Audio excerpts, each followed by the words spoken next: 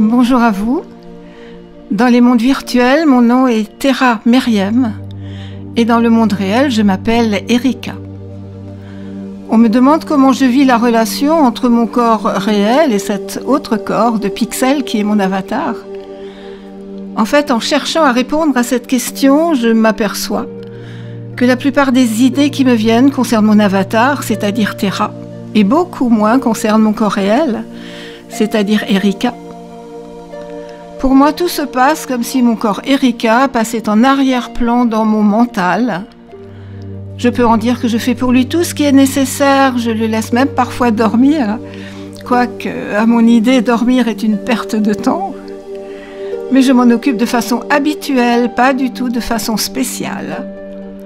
Ayant la chance d'être en bonne santé, mon corps Erika ne focalise pas mon attention. Le monde réel est très pauvre en imagination pour ce qui concerne le corps et ce qui décore le corps. Les habitudes et les conventions sociales font que l'extravagance et le non-conformisme sont en général mal considérés, critiqués ou bien réservés à des circonstances spéciales et rares, comme le carnaval ou des spectacles. Alors que dans le métaverse, tout ou presque est possible et cela à chaque instant. La fantaisie, l'extravagance, l'excès. Se couvrir de tatouages et sans douleur en plus.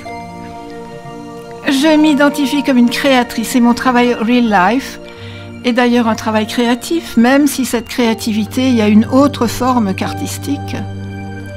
Toutefois, l'art est une de mes valeurs majeures et les mondes virtuels me permettent de donner libre cours à mon besoin de créer artistiquement. Terra est une de mes œuvres d'art et je la crée plus ou moins en permanence dans le métaverse. Je suis une adepte fanatique de la beauté et j'attache beaucoup d'importance à ce que Terra soit toujours belle, même quand elle est habillée de loques ou doit sembler misérable dans un de mes spectacles. Il y a d'importantes différences de possibilités entre Terra et Erika. Il y a des choses que Terra peut faire et que Erika ne peut pas faire. Par exemple, être couverte de tatouages ou porter des costumes extravagants. Ou porter à tout moment des vêtements très sexy, voire trop sexy.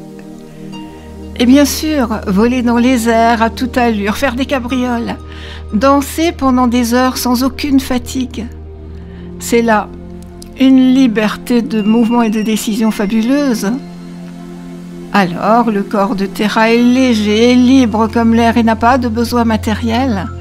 Le corps de Erika est voué à la matière et donc contraignant. Lequel est le plus proche d'un corps paradisiaque? Il n'y a aucune difficulté à choisir. Je pense que si je ne devais pas travailler dans RL, je passerais la plus grande partie de mon temps dans Terra. Et il me semble évident, bien sûr, qu'il y a une certaine perte du corps réel quand on vit beaucoup dans le métaverse, ou pour mieux le dire, une idée plus ou moins consciente d'abandon des contraintes du corps réel. Le corps réel est finalement ennuyeux, au contraire du corps et de la vie de Terra, qui sont des champs de créativité artistique sans fin. Et il y a un autre aspect. Je ressens tout à fait inappropriée cette opposition généralement acceptée entre monde réel et monde virtuel, en tout cas au niveau du vécu personnel, et là, j'insiste vraiment sur le mot vécu. Pour moi, ce que je vis à chaque instant n'est pas autre chose que mon monde réel et cela que je sois dans Terra ou que je sois dans Erika. Et puis c'est quoi, la réalité, quand on parle d'expérience vécue? À chaque instant, ma réalité vécue est ce qu'expérimentent mes sens et mon système nerveux. Et ce sont aussi les informations qui me parviennent du monde environnant et auxquelles je réponds en un échange constant. Et c'est bien cela qui se produit que je sois dans real life ou dans un monde virtuel. Alors je peux dire que je suis à tout moment ce que j'appellerais moi, et cela que je sois dans Terra ou que je sois dans Erika. Et c'est là que j'en viens à un autre aspect qui est d'habiter dans un corps. Je pense que, sauf cas pathologique, chacun de nous se sent habité dans son corps et se sent vivre dans un monde. Alors qu'en est-il quand ce corps et ce monde ne sont pas considérés réels parce que faits de pixels permettant de traverser les murs? Eh bien, je peux dire que j'habite complètement Terra quand je suis dans Terra, et que j'habite complètement le monde dans lequel je suis, qu'il soit fait de matière lourde pour Erika ou de pixels pour Terra. Mon psychisme, mon système nerveux, mes sens utiles y sont pleinement investis. J'ai déjà évoqué le fait que je dors peu. Une grande partie de mes nuits est dévolue à vivre et à être Terra. Mes amis du métavers sont de tous les continents et cet agaçant problème de fuseau horaire fait que vivre la nuit est la seule option possible. Il fait toujours jour, quelque part dans le métaverse. Alors prolonger mon jour real life par des heures nocturnes est devenu une habitude pour moi, et cela depuis plus de 7 ans. C'est un choix que j'ai fait. Le temps dont on dispose n'est pas extensible.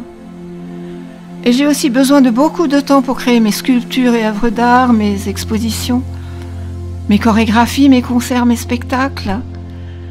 Tout ce qui fait que ma vie dans le métaverse est créative, selon mes vœux, et passionnante.